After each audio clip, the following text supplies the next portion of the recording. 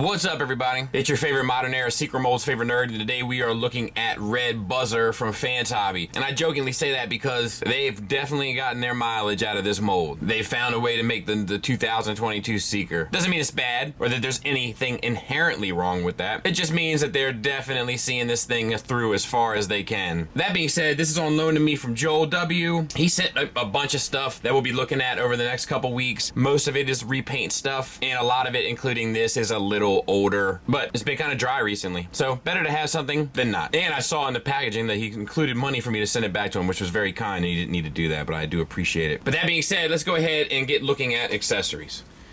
So he comes with two guns, you know, and you had the handles. They are a little tricky to get to, but good grief, there they go. They flip down. And then this breaks up too for weapon storage.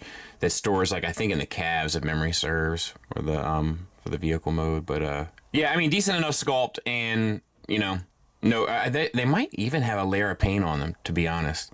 It looks like they do, but I'm not sure. And he can hold them just fine by pegging into the palm. So no, it's not in the calf. It is on those pegs, and it fits into this groove right here at the break. I'm not going to be able to do it with it transformed at the moment, but like it's that, and it's right there where my thumbnail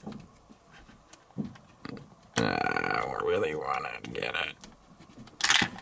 No, but that's where it goes. And of course he comes with the headmaster. The head itself, so to speak, is well decoed with the blue paint added to the gray plastic here, and then this might all be plastic breakup, but it looks nice. The face is painted, and so is the visor. No issues. The head can, of course, pop inside the body, and it reveals his little charts. And you can flip up the windshield here, and you can sit the driver. I guess you're going to bend his knees, probably. You know, up in there. Yeah, something like that. All right, let's talk about the figure. So the head moves like a ball joint inside of the kind of headmaster capture gimmick, which also is painted. And this looks like a lot of stickers to me. Like, it doesn't look like paint. Yeah, it's stickers. I wonder if this is repro labeled. I don't think so, though, because or maybe it is. Yeah, I think that he had to put repro labels on these. So that would explain the sticker look. Cool. Good to know. So we have this. The arm bits are a little different. Shoulders, you can get out to 90 degrees, plus 360 around. And then these armatures here on the shoulders, you can kind of adjust as need be to sort of get your articulation and then kind of clean it back up at the end. No paint really here, but we do have two different colors of plastic, which does help break it up. We have a bicep swivel and a single hinged elbow. Whoa. Popped that out, didn't I? That's not a break. Phew. But I might have to put that in later. A single hinged elbow, but it does get you greater than 90 degrees. The forearms are also painted, it looks like, which is nice. Wrist swivel, and the fingers are on a base pin knuckle, which I think is fine, specifically for the size of the figure. And then the thumb is individually articulated as well with a secondary hinge. Or actually, it's just a primary hinge. It looked like there was another one there, but there's not. All right. For the chest, we have some paint accents that come through nicely, and a couple different color breakups plastic-wise.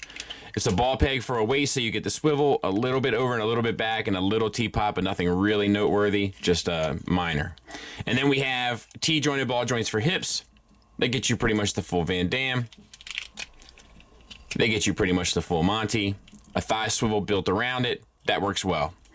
The knees are double jointed, but you really only get the single hinge out of it, but that still gets you 90 degrees, so it's okay.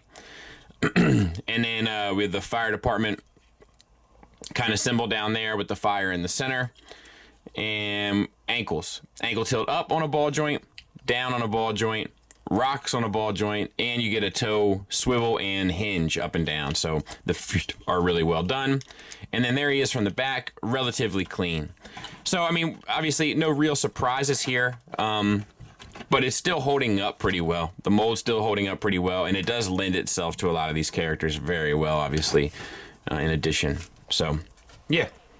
There he is next to, like, his mold mate, the Nightbeat, the one that I got. And then there was a Minerva, so there's at least 3, right, if not more. And, I do respect that there's enough differences here, like the shape of the legs and, the details in the chest and all that kind of stuff, like, and the shoulders as well. Like, there's enough differences between the molds to kind of at least give them a little bit of unique flair between the set. That is a thoughtful thing that they did. And there it is. And I think it works well enough, obviously. I mean, the cards are pretty similar. The paint on the stripes and stuff, along with the deco, I mean, the Tampo paint really works well. The blue translucent. I don't have this quite as tight, I think, as it could be. But, yeah, maybe that'll help. But, yeah, I mean, I think it's clever, man. And I think it's the little changes that they made. Like, there are some transformation differences between, this is the 4th one that we've looked at. Between this one and Ace Hitter, I think, is more similar, and then Nightbeat and Minerva are more similar, but they're all kind of, based off the same frame. So yeah, I think it's pretty effective. Rolls like a champ. The wheels are painted, little headlights come up and stuff, translucent plastic on top of that. I think it's pretty effective. And there it is next to Tiger Tracks. I almost forgot, I'm gonna be honest with you. I already put them away, and I was editing it, and I was like, I better get it back out. People are gonna say something if I don't include Tiger Tracks.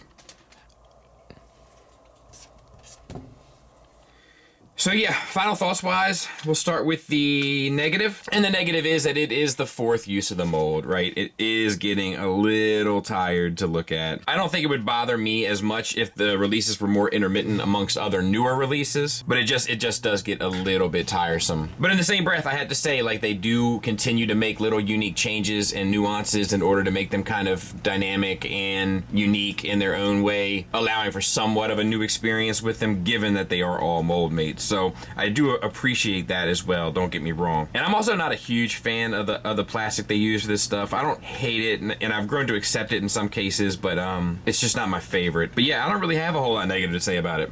Positives wise, the articulation works well, the build is decent, there is a lot of character that comes through in the facial expressions and stuff, and the proportions I feel like are great. The transformation is pretty straightforward, and if you think about where they started with Minerva and you had to take off the backpack and all that kind of stuff to kind of how they fine-tuned it to this point, pretty impressive. Tampo paint looks good, comes with the appropriate accessories. I mean, it's pretty solid. So if you're in for it, I mean, it's a recommend from me. I know it's a little late in the game now, you've probably made up your own mind at this point, but all things being equal, it's a recommend from me. Thanks for listening. Thanks for watching. Until next time, take care.